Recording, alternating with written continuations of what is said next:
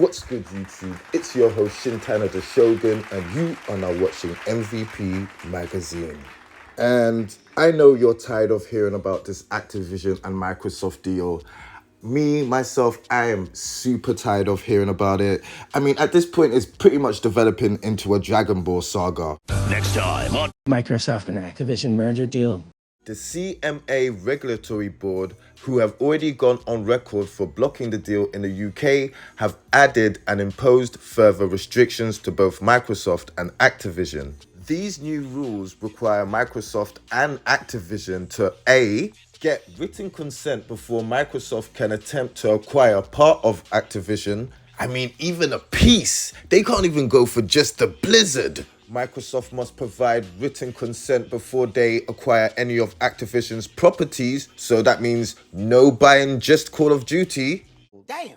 And written permission before acquiring or looking over any other assets. Basically, if Microsoft even want to text Activision, they're gonna need to get written permission for that. Now, personally, being that the fact that the CMA have already blocked the deal and that there's going to be a reasonable amount of time before Microsoft can actually appeal again, imposing these restrictions was a little bit of overkill. There was practically just no need to do this if we keep it real.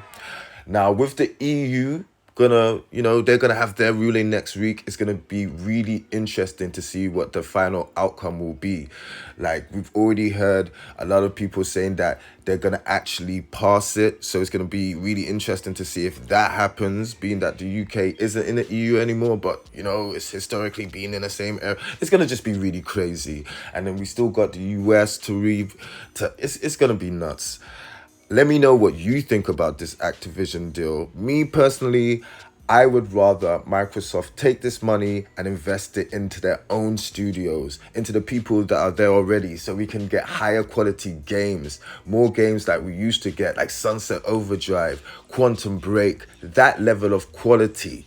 Like, games like Hi-Fi Rush are cool.